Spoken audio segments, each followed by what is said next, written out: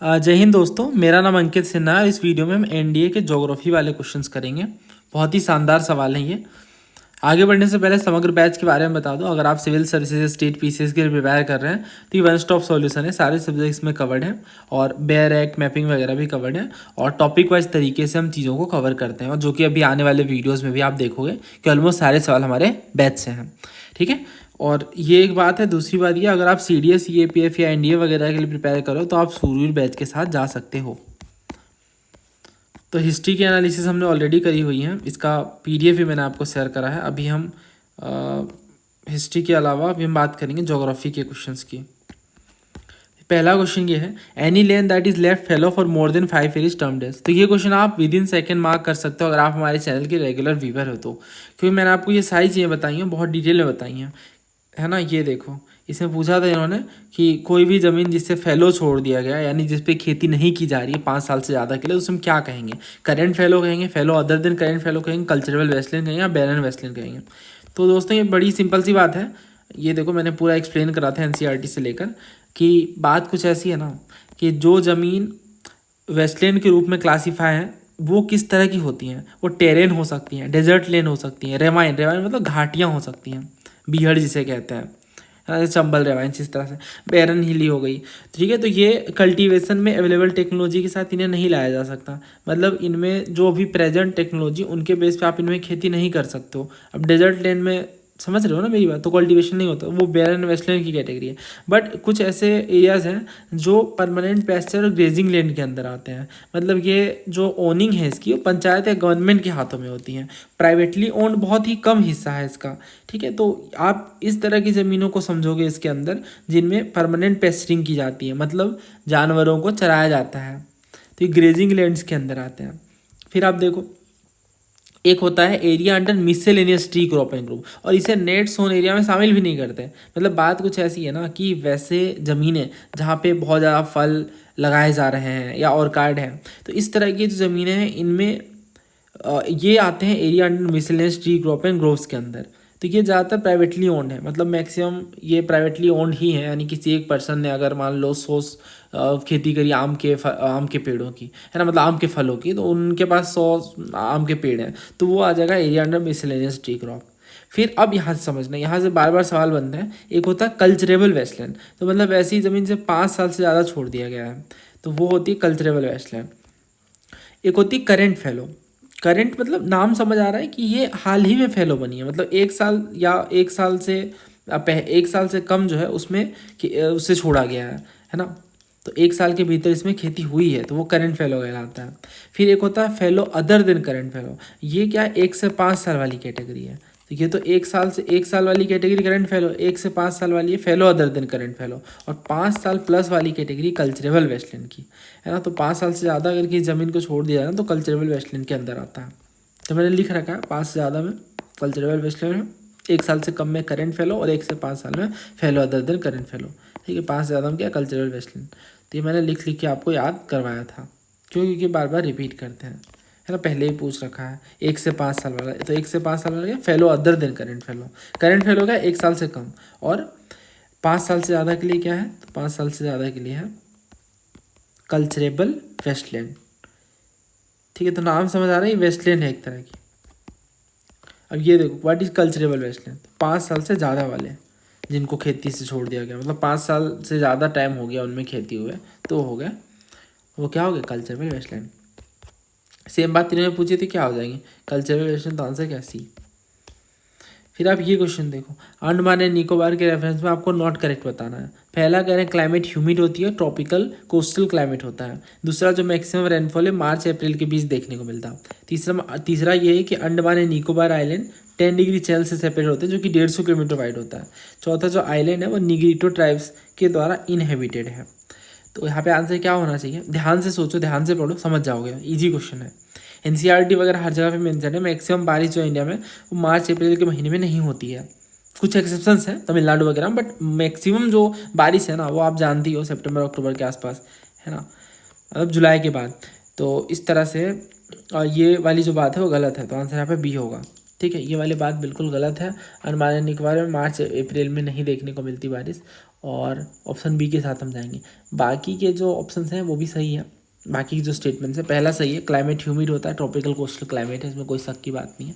इसके अलावा अंडमान एंड निकोबार में 10 डिग्री चैनल से ये सेपरेट होती हैं, ये भी सच है। और आइलैंड जो है इसमें नेगेटिव ट्राइब रहता है, तो ईजी क्वेश्चन है ये भी। नेक्स्ट क्वेश्चन देखिए, लोकल विंड्स के ऊपर है। Which one among the following local winds is not related to Mediterranean sea, यानी भूमध्य सागर से कौन सी लोकल विंड नहीं जुड़ी हुई है?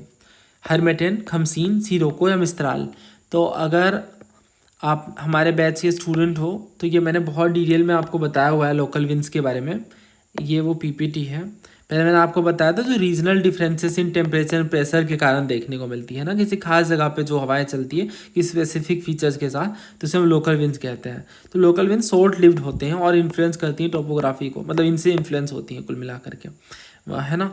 तो जो लोकल विंड्स हैं उनके अलग अलग नाम है अलग अलग एरियाज़ में। जैसे लू जो है बड़ा ही कॉमन वर्ड है, आप जानते हो गर्मी के दिनों में लू चलती है, तो एक खास सीजनल वेरिएशन।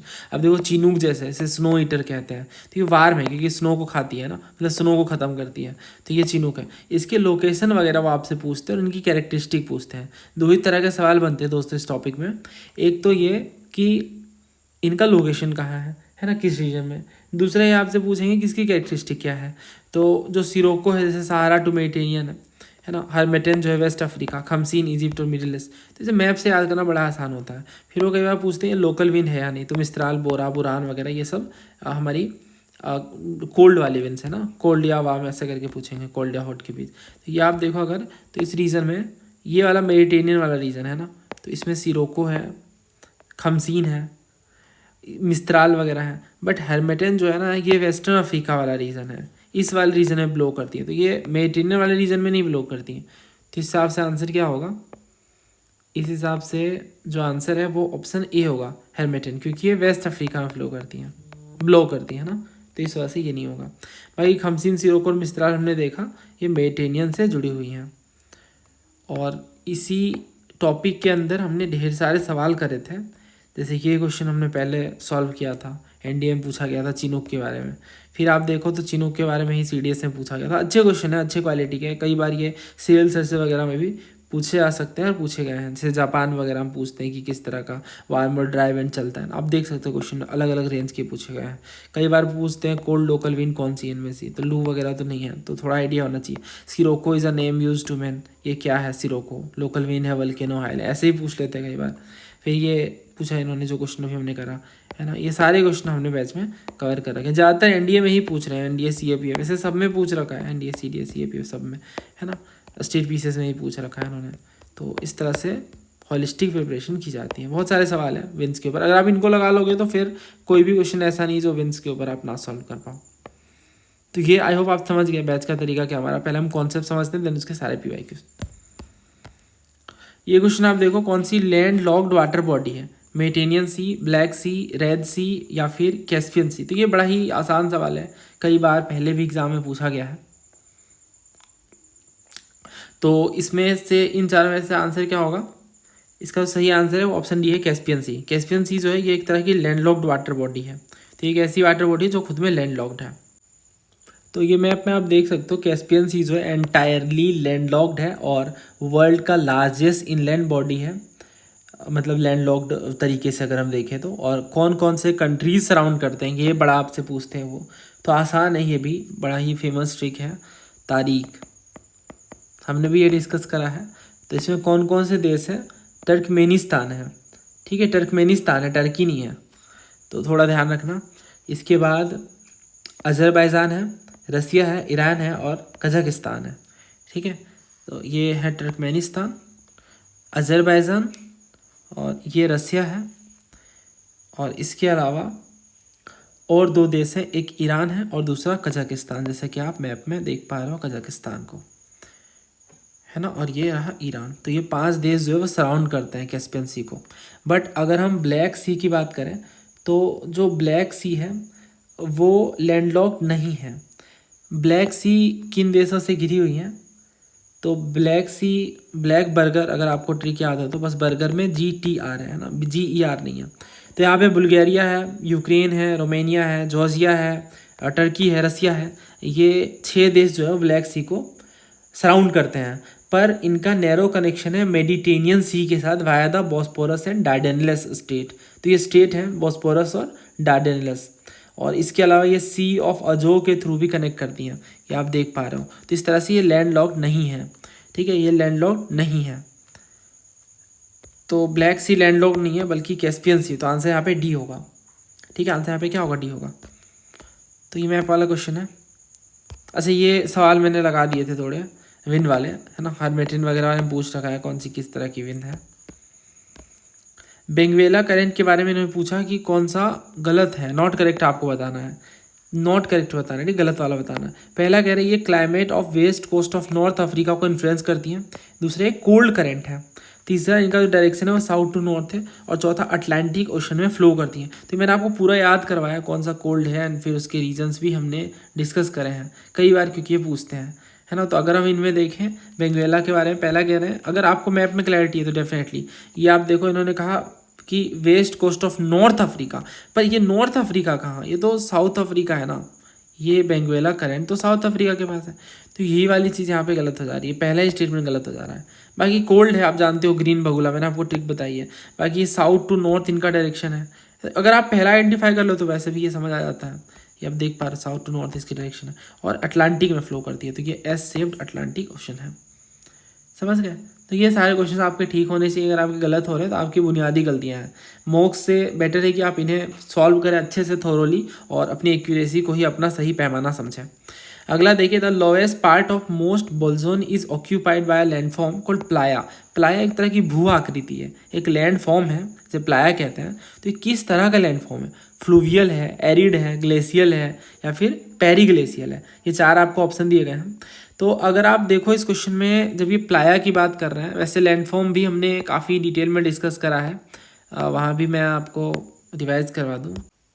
तो मैंने आपको सारे लैंडफॉर्म्स कराए हैं, ये आप देख सकते हो सारे लैंडफॉर्म्स हैं। रनिंग वाटर से कौन कौन से लैंडफॉर्म्स बनते हैं, erosional landform by ground water, ये कौन कौन से हैं, स्वेलो होल हो गए, सिंक होल हो गए, है ना। सिंक होल किस तरह से बनता है, मैं बहुत सारे इमेजेस लेकर आया था मैंने, क्योंकि ये वाला जो टॉपिक है ना लैंडफॉर्म वाला, अगर आप फोटो देखोगे ज़्यादा याद होगा, है ना। लेपीज किस तरह के होते हैं, देन डिपोजिशनल लैंडफॉर्म, यानी जो जमा होने से जो ज़मीन का फॉर्म बनता है। तो मैंने आपको फोटो दिखाई दी, स्टेगलेट इस तरह से जमा हो जाता है, और स्टेलेगमाइट इस तरह से जमा होता है ना। तो ये भी डिपोजिशनल है। फिर विंड्स के द्वारा भी बहुत सारे लैंडफॉर्म्स बनते हैं, कई बार ये ऐसे होलो बन जाता है, डिफ्लेशनल होलो। फिर यारदांग और जोगन होते हैं, ये भी बहुत पूछते हैं पेपर में, तो आप डेजर्ट वगैरह में देख सकते हैं, इस तरह से आकर जमा होते हैं, विंड्स के थ्रू ये बनते हैं। देन प्लाया होते हैं। प्लाया क्या है, फ्लैट बॉटम डिप्रेशन है, इस तरह से ये गड्ढा बना होता है, प्लाया बजाड़ा वगैरह। और ये इंटीरियर डेजर्ट बेसिन में देखने को मिलता है, और ये होता है adjacent to coast in arid and semi arid region, मतलब वो एरिया जो सूखे हुए हैं, जो आधे सूखे हुए हैं, उनके कोस्ट में ये देखने को मिलता है मेजरली, है ना। और ये समय के साथ वाटर से भी कवर हो जाता है, जिसमें प्लाया कहते हैं। फिर और भी बहुत सारे डिपोजिशनल लैंडफॉर्म है, रिपल्स हो गए, लोएस हो गए, लोएस वगैरह भी पूछ लेते हैं। बाकी आप देखो इस क्वेश्चन में, तो अगर ये जैसे पूछ रहे हैं, इन्होंने जैसे पूछा है, तो इन्होंने पूछा कि प्लाया किस तरह का लैंडफॉर्म, फ्लूवियल है, एरिड है, ग्लेशियल है, या पेरीग्लेशियल। तो बड़ा आसान है, ये तो एरिड लैंडफॉर्म में देखने को मिलता है ना। तो ये यहाँ पे मैंने लिख रखा है, और इमेज से भी आपको समझाया हुआ था मैंने, इसी वजह से मैंने इमेज से समझाया था, मुझे पता है ये जो टॉपिक है ना ये इमेज से ही याद होता है, ठीक है। तो ये कहाँ गई इमेज, हाँ ये देखो प्लाया। तो ये क्या है, एरिड और सेमी एरिड रीजन में देखने को मिलता है। बाकी आप देखो इस पर हमने सवाल बहुत सारे करे थे, बहुत सारे सवाल पूछे जाते हैं लैंडफॉर्म से, है ना। ये आप देखो सर, यारदांग, बरखंड, ड्रमलिन, सब पे पूछ रखा है किस तरह के लैंडफॉर्म है। बिल्कुल भी हम नहीं खाते, ये हर नाम क्वेश्चन पूछ लेते हैं। तो जब आप मैप से याद करोगे तो और PYQs कर लोगे ना, तो आप ऐसे क्वेश्चन थोड़ा आसानी से सॉल्व कर लोगे, ठीक है। लोएस्ट तुम बोलो सब पूछ रखा है, कुछ उन्होंने नहीं छोड़ा है CDS NDA वगैरह में, ठीक है, और स्टेट पीसेज में भी इनफैक्ट। तो लैंडफॉर्म्स वाला जो टॉपिक है वो डेफिनेटली हमें प्रिपेयर कर लेना चाहिए। आगे बढ़ते हैं हम, और ये देखो आप ट्रॉपिकल साइक्लोन और कंट्री मैच करना है। ये बहुत पुराने ज़माने से पूछा जाने वाला सवाल है, और ये अलग अलग नाम है अलग अलग देशों में साइक्लोन को, हरिकेन, विली विली, बगुई और टाइफून। तो आई डोंट थिंक इसे मुझे कोई सोर्स बताने की नीड है। स्टिल NCERT अगर आप देखो तो इन्होंने बता रखा है कि साइक्लोन कहता है इंडियन ओशन में, हरिकेन कहता है अटलांटिक में, टाइफून कहते हैं वेस्टर्न पैसिफिक और साउथ चाइना में, और विली विली कहते हैं ऑस्ट्रेलिया में। तो इस हिसाब से अगर हम देखें तो विली विली कहाँ गया ये, ये वाला ना, हाँ विली विली जाएगा ऑस्ट्रेलिया के साथ, तो बी जाएगा 3 के साथ, तो ये देखो ये भी हट गया, ये भी हट गया। देन सी जो है बेगुई, ये जाएगा फिलीपींस के साथ। हरिकेन और टाइफून, हरिकेन और टाइफून में अगर हम देखें तो जो टाइफून है वो चाइना का है और जो हरिकेन है वो यूएस में कहते हैं। तो पहले 4 आया ना, तो आंसर ए होगा यहाँ पे। ठीक है, आंसर क्या होगा, ए होगा। नेक्स्ट क्वेश्चन देखिए, इंडस सिस्टम के बारे में कुछ फैक्ट्स दिए गए हैं और आपको बताना है कौन सा यहाँ पे सही है, करेक्ट वाला बताना है। पहला कह रहा है जो सतलज है वो ओरिजिनेट होती है तिब्बत में, जिसे लांगचेन खंबा के नाम से जाना जाता है उस एरिया में। दूसरा ये कि सतलज एक क्लासिक एग्जाम्पल है एंटीसीडेंट रिवर का। तीसरा झेलम लार्जेस्ट ट्रिब्यूटरी है। दोस्तों इंडस की जो लार्जेस्ट ट्रिब्यूटरी वो झेलम नहीं है बल्कि चेनाब है, और ये बात दुनिया के हर एक स्टूडेंट को पता है, और एनसीईआरटी में भी बहुत डिटेल में इन्होंने मेंशन कर रखा है कि चेनाब जो है वो लार्जेस्ट ट्रिब्यूटरी है इंडस की। ठीक है, और ये 2 धाराओं के मिलने से बनती है, चंद्र और भागा, और ये ज्वाइन करती है हिमाचल प्रदेश में, इसलिए चंद्रभागा भी कहते हैं कि 2 नदियों के मिलने से, चंद्रा और भागा के मिलने से बनती हैं। ठीक है, करीब 1000 किलोमीटर 1100 किलोमीटर के आसपास ये फ्लो करती हैं पाकिस्तान एंटर करने से पहले। तो अगर हम देखें यहाँ पे इस क्वेश्चन में, तो जो तीसरा है ना वो गलत है, तो ये भी हट गया, ये भी हट गया। बस पहला चेक करना है, सतलज ओरिजिनेट होती है तिब्बत में, ये बात सही है, जिसे लांगचेन खंबाम के नाम से जाना जाता है। तो सतलज कहाँ पे ओरिजिनेट होती है, सतलज ओरिजिनेट होती है, ये भी पढ़ लेते हैं आप, देखो सतलज ओरिजिनेट होती है राजस्थान में नियर मानसरोवर, जिसे लांगचेन खंबाम के नाम से जाना जाता है। ठीक है, तो ये एनसीईआरटी से ही क्वेश्चन फ्रेम किया गया है। तो मेरे ख्याल में यहाँ पे पहला भी सही है, दूसरा भी सही है। एंटीसीडेंट रिवर मतलब पहले से, हिमालय बनने के पहले से ही ये एग्जिस्ट कर रही हैं। तो आंसर है option C. Now next question देखिए, कौन सा एक इग्नियस और मेटामॉर्फिक दोनों ही तरह का रॉक है। तो यहाँ भी पढ़ोगे आप, तो इन्होंने लिस्ट दे रखी है पूरे रॉक्स की, और आज डेट तक ये पूछते जा रहे हैं ये सवाल। तो ग्रेनाइट आप देखो तो यहाँ पे इग्नियस में ही मेंशन है। इस तरीके से आप देखो तो ये मेटामॉर्फिक है ना, ये मेटामॉर्फिक के अंदर यहाँ पे इन्होंने ग्रेनाइट को मेंशन कर रखा है। तो ग्रेनाइट दोनों कैटेगरी के अंदर आता है, तो ऑप्शन यहाँ पे डी सही है। ठीक है, जो ग्रेनाइट है वो इग्नियस और मेटामॉर्फिक दोनों में आता है। अगला देखिए, केमिकल वेदरिंग का पार्ट कौन सा नहीं है। तो वेदरिंग पे रिसेंटली क्वेश्चन आया था, मैंने आपको बहुत डिटेल में पढ़ाया था। कौन सा पेपर था वो, आई गेस CAPF था ना। खैर अभी पहले इस पर डिस्कशन करते हैं, उस क्वेश्चन को करेंगे। सॉल्यूशन, हाइड्रेशन, रिडक्शन और थॉविंग। तो याद देखो केमिकल वेदरिंग के बारे में एनसीईआरटी का बहुत ही खूबसूरत सा चैप्टर है। इन्होंने बताया है कि वेदरिंग क्या होती है, वेदरिंग के अलग अलग प्रोसेस होते हैं। ठीक है, जैसे जो ग्रुप ऑफ वेदरिंग प्रोसेस है, जैसे सॉल्यूशन, कार्बोनेशन, हाइड्रेशन, ऑक्सीडेशन और रिडक्शन, ये रॉक्स पे एक्ट करते हैं, और इस वजह से जो रॉक्स हैं वो डीकम्पोज हो जाती हैं, घुल जाती हैं, या फिर बिल्कुल छोटे टुकड़ों में बढ़ जाती हैं। और ये होता है through chemical reaction by oxygen, surface और soil water and other acid. ठीक है, और जो वाटर और जो एयर है, जैसे ऑक्सीजन और कार्बन डाइऑक्साइड वगैरह हो गए, ये हीट के साथ मिलते हैं, और इस वजह से केमिकल रिएक्शन और फास्टली हो पाता है। समझ गया ना। तो अगर हम देखें यहाँ पे, तो कौन कौन से प्रोसेस है, सॉल्यूशन, हाइड्रेशन, रिडक्शन वगैरह, जो थोविंग है वो नहीं है। तो आंसर यहाँ पे डी होगा। तो ऐसे सवाल बथेरे पूछे गए हैं पहले CDS NDA वगैरह में, कौन सा केमिकल वेदरिंग का पार्ट है या कौन सा नहीं है ना। और क्रिस्टलाइजेशन वगैरह में बहुत सारे सवाल रिसेंटली पूछे गए हैं, तो वो सारा कुछ हमने ऑलरेडी डिस्कस करा है। और ये बैच की फाइल है जहाँ पे हमने सारे क्वेश्चन एक जगह पे सेग्रीगेट करके कवर किए हैं। तो I guess just a second, हाँ ये वाला पेज भी मिल गया मुझे, समझा ही देता हूँ। जो साल्ट वेदरिंग के बारे में पूछा था, CDS का है 2025 का, है ना। तो मैंने आपको बताया था salt crystallization is the most effective all the salt weathering process. दूसरा, साल्ट क्रिस्टल ग्रोथ ज़्यादा इफेक्टिव है ओवर सेडिमेंट्री रॉक, है ना। मैंने आपको रीज़न बताया था। इन्होंने पूछा केमिकल वेदरिंग कौन सा एग्जाम्पल नहीं है, तो सेम तरह का सवाल है। फिर आप देखो ये कि कौन सा केमिकल वेदरिंग का टाइप नहीं है, तो साल्ट क्रिस्टल ग्रोथ नहीं है। क्वेश्चन बार बार पूछते हैं वो। तो साल्ट क्रिस्टल ग्रोथ सबसे इफेक्टिव है साल्ट वेदरिंग प्रोसेसेस में, और जहाँ पे वेटिंग और ड्राइंग कंडीशन बनती है, यानी बारिश आती है फिर सूख जाती है कुछ महीने, तो वहाँ पे साल्ट क्रिस्टल ग्रोथ फेवर्ड होता है। और सोडियम क्लोराइड और जो जिप्सम क्रिस्टल है डेजर्ट एरिया में, वो उनमें ओवरलेइंग लेयर बन जाती है मटेरियल की, और इससे क्रैक डेवलप हो जाता है। जब साल्ट क्रिस्टल ग्रोथ होता है तो chalk breaks down most readily, followed by limestone, sandstone, shale, gneiss and granite. तो इस तरह से साल्ट क्रिस्टल ग्रोथ देखने को मिलता है। और कौन सा इसमें क्या टाइप नहीं है, मैंने पूरा इमेज ऐसे फिगर ड्रॉ करके समझाया था किस तरह से साल्ट की वेदरिंग देखने को मिलती है। तो ये वीडियो आप रेफर कर लो, यूट्यूब पे भी मिल जाएगी, कंप्लीट क्लैरिटी आपको मिल जाएगा। फिलहाल अभी हम इसकी बात कर रहे हैं ना, तो यहाँ पे आंसर आप समझ गया। अब ये क्वेश्चन देखो, रिवर्स के ऊपर हमने बहुत सारे सवाल करे हैं, तो देखो उन्होंने क्या पूछा, ईस्ट फ्लोइंग रिवर आपको बताना है, पलार, पेरियार, पेन्नार, काली नदी।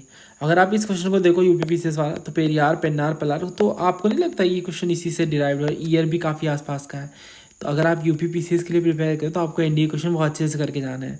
मैं ये नहीं कह रहा कि ये टॉपिक हमारे सिलेबस में नहीं है, पर आप कितने रिवर्स याद कर पाओगे वो यहाँ समझ आएगा, है ना। तो कुछ रिवर्स ऐसे हैं जो उतने मेंशन नहीं होते हैं, बट हमें उन्हें पढ़ना होता है, तो वो कैसे होता है, इस वजह से। बाकी वो सिमिलर नाम पे क्वेश्चन पूछना वो उनकी परंपरा है, पहले ही पूछ चुके हैं वो, वेन गंगा, पेन गंगा, राम गंगा, ऐसे करके वो क्रोनोलॉजिकली अरेंज करने को कह देते हैं। तो पलार, पेरियार, पेन्नार थोड़े सिमिलर से लग रहे हैं, सिमिलर साउंडिंग वर्ड्स हैं, तो इस वजह से इन्होंने पूछा ईस्ट फ्लोइंग रिवर्स के बारे में। तो दोस्तों मैं आपको बता दूं कि जो पेन्नार है वो ईस्ट फ्लोइंग है ना। जो पेन्नार है वो ईस्ट फ्लोइंग है, बाकी पेरियार तो वेस्ट फ्लोइंग है, केरला में बहती है ना। तो इस वजह से अगर हम देखें तो सेकेंड जो है वो नहीं आएगा हमारे आंसर में, तो ये हट गया। और पेन्नार आएगा तो 3 तो आएगा, यानी ऑप्शन कौन सा बचा, बस इकलौता बी, है ना। तो जो पलार है और जो पेन्नार है, बस वही 2 ईस्ट फ्लोइंग है। जो पेरियार है और जो काइल नदी है वो वेस्ट फ्लोइंग है। उसके बाद ये क्वेश्चन जो इन्होंने पूछा कौन सी अरेबियन सी में गई, तो ये आप जानते हो बे ऑफ बंगाल है, और यहाँ पे अरेबियन सी है, मतलब ये पूछ रहे हैं वेस्ट फ्लोइंग आपको बताना है। तो वेस्ट फ्लोइंग में डेफिनेटली पेरियार तो आएगा ही, तो 1 आएगा आंसर में। यहाँ पे देखो बस इसमें है और इसमें है, सेकंड चेक करना। तो पेन्नार जो है वो बे ऑफ बंगाल में गिरती है, ना कि अरेबियन में। तो सेकंड आप हटा दो तो ये हट गया, तो आंसर बचा इकलौता ऑप्शन ए, यानी जो पेरियार है वो अरेबियन सी में फॉल करती है। बाकी मैप अगर आप देख लो तो और क्लैरिटी मिल जाएगी। तो ये मैप है, आप देखो ये पलार है और पोनियार रिवर है, ये दोनों साफ तौर से हम देख पा रहे हैं कि ईस्ट फ्लोइंग है। पेरियार तो बहुत ही फेमस केरला की रिवर, तो यहाँ से आप आइडिया लगा सकते हैं कि ये वेस्ट फ्लोइंग है। वेम्बनाड लेक भी केरला में ही है, बट काली नदी की बात करें तो कर्नाटका में है काली नदी, ठीक है। और इस तरह से ये क्या है, ये एक वेस्ट फ्लोइंग है। आई होप आपको सारी बातें समझ आ गई। नेक्स्ट ये क्वेश्चन देखिए, ट्रिब्यूटरीज दी, अगर आपको बताना है कि कौन सी रिवर के साथ वो मैच करती हैं। भवानी, काबिनी, मंजरा और भीमा बहुत फेमस नदी हैं, कुछ खास बताने की ज़रूरत नहीं है, सारी ट्रिब्यूटरीज बहुत फेमस है, सबने पढ़ रखा है, हमने भी पढ़ रखा है। इसमें उन्होंने कहा काबिनी के बारे में, काबिनी किसकी ट्रिब्यूटरी है, और यहाँ पे इन्होंने पूछा है कि भवानी जो है किसकी ट्रिब्यूटरी है। तो आई होप आपने ट्राई किया होगा सॉल्व करने का, एक एक करके मैं बताता हूँ। सबसे पहले भवानी, तो भवानी जो है वो कावेरी की है, भवानी जो है वो कावेरी की है, ना कि कृष्णा की, तो पहला गलत है। दूसरा कह रहे हैं काबिनी, तो काबिनी कावेरी की है, ये ठीक है, मतलब भवानी और काबिनी दोनों ही कावेरी की हैं। उसके बाद मंजीरा नदी, तो जो मंजीरा है, मंजरा या मंजीरा कहते हैं, ये गोदावरी की सहायक नदी है, गोदावरी की ट्रिब्यूटरी है, महाराष्ट्र, कर्नाटक, तेलंगाना में फ्लो करती है, तो ये सही है। भीमा नदी जो है महानदी की सहायक नहीं है, बल्कि जो भीमा है वो कृष्णा की सहायक है। मैंने आपको याद भी करवाया, भीम कृष्णा सारे महाभारत से आप एसोसिएट कर सकते हैं, तो इस वजह से ये भी गलत है, ठीक है। तो यहाँ पे पहला और चौथा गलत हो गया, और जो सेकंड और थर्ड है वो सही है, तो ऑप्शन इज बी 2 and 3। तो थोड़ा याद रखना भवानी, काबिनी वगैरह के बारे में कि कावेरी की सहायक है, मंजीरा गोदावरी की है, और जो भीमा है वो कृष्णा की है। और भी इनके ट्रिब्यूटरीज हैं जो खास तौर से पूछते हैं, वो भी आप याद कर लोगे इजीली, तो हो जाएगा काम। ये देखो काबिनी के बारे में पूछा है, तो काबिनी किसकी सहायक है, काबिनी कावेरी की, तो डी यहाँ पे करेक्ट है। सीडीएस में पूछ रखा था इन्होंने। नेक्स्ट क्वेश्चन देखिए, कौन सी एप्रिसिएबल यानी ज़्यादा अमाउंट में पाई जाती है लेटेराइट सॉइल में। तो सॉइल्स पे तो मैंने जो वीडियो है वो पब्लिक कर दी है यूट्यूब पे भी। तो मैंने आपको पहली स्लाइड में बताया एलुवियल सॉइल के बारे में कि ये पोटास में रिच होती हैं, बाकी जो ब्लैक सॉइल है वो लीमा में रिच होती हैं, लाइम, आयरन, मैग्नीशिया, एल्यूमिना में और पोटास में भी, है ना। और इसके अलावा लेटेराइट जो आयरन में, और एरिड वगैरह तो आप जानते हो इसमें कुछ खास नहीं होता। जो सेलाइन सॉइल है वो नमकीन है, मतलब सेलाइन है बेसिकली। सेलाइन का मतलब क्या है, ऊसर सॉइल है, सोडियम वगैरह इसमें ज़्यादा होता है ना, सोडियम कंटेंट। उसके जो पीटी सॉइल है वो ह्यूमस ऑर्गेनिक कंटेंट के लिए जाना जाता है। तो ये बड़ा आसान है इसे याद करना। बाकी मैंने आपको पुअर बता ही रखा है कि जो इंडियन सॉइल्स है वो सारी ही नाइट्रोजन डेफिशिएंट है। या देखो नाइट्रोजन की कमी देखने को सब में ही मिलती है, सब में जितनी भी सॉइल्स है ना, आप पूरी लिस्ट चेक कर लो। नाइट्रोजन की कमी है, इसलिए हम जो भी फर्टिलाइज़र यूज़ करते हैं उनमें नाइट्रोजन की मात्रा बहुत अच्छी खासी होती है। तो ये आप देखो लेटराइट में क्या एप्रिसिएबल अमाउंट पाया जाता है, तो ये है पोटास। तो आंसर हम सी के साथ जाएंगे। ठीक है, तो ये याद रखना, पोटास जो है वो एप्रिसिएबल अमाउंट में पाया जाता है। अगर आप ध्यान से ऑब्जर्व करो, ये वाला एक सवाल है, बड़ा पूछते हैं वो, ये सवाल देखो आप। इसमें मैंने पूछा था कि एलुवियल सॉइल जो है सैंडी से क्ले होती हैं, है ना, तो ये किस में रिच होती है, तो पोटास में रिच होती है, फॉस्फोरस में पुअर होती है। तो ये कई बार पूछ रखा है, मैंने आपको पूरा रीज़न बताया था पोटास में क्यों रिच होती है, क्योंकि ये सेडिमेंट डिपोजिशन से फॉर्म होती है जो कि नदियाँ लेकर आती हैं।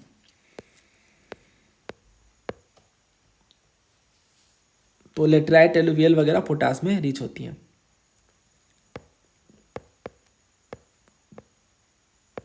फिर से आप एक बार रिकॉल कर लो इस लिस्ट को।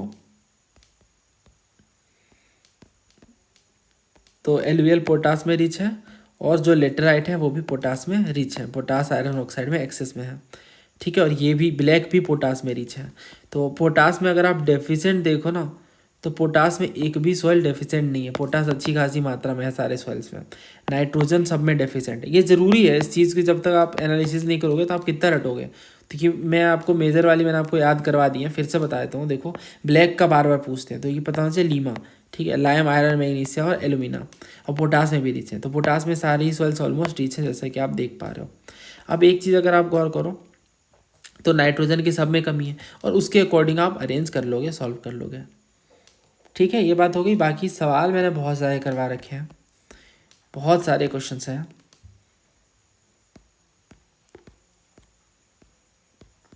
तो ये आप देख सकते हो, बहुत सारे जो क्वेश्चन है वो सॉइल्स के ऊपर पूछे गए, अराउंड 80 to 85 क्वेश्चन।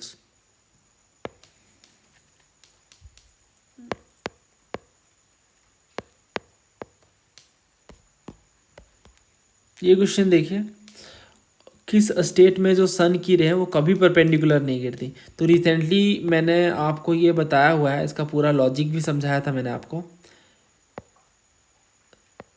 तो बात कुछ ऐसी है कि जो ट्रॉपिक ऑफ कैंसर, क्योंकि देखो ट्रॉपिक ऑफ कैंसर के अकॉर्डिंग चीज़ें डिटरमाइन होती हैं, तो मैंने आपको ब्रीफ में भी मैं आपको बता दे रहा हूँ कि ट्रॉपिक ऑफ कैंसर जिन स्टेट से गुजरती हैं या उनके नॉर्थ में जो है, उनमें जो सनराइज है वो कभी परपेंडिकुलर नहीं हो सकती हैं। तो बिहार, छत्तीसगढ़, मणिपुर, राजस्थान, तो इनमें से कौन कौन से स्टेट हैं ऐसे, तो देखो छत्तीसगढ़ और राजस्थान, इन दो से तो ट्रॉपिक ऑफ कैंसर पास करती हैं।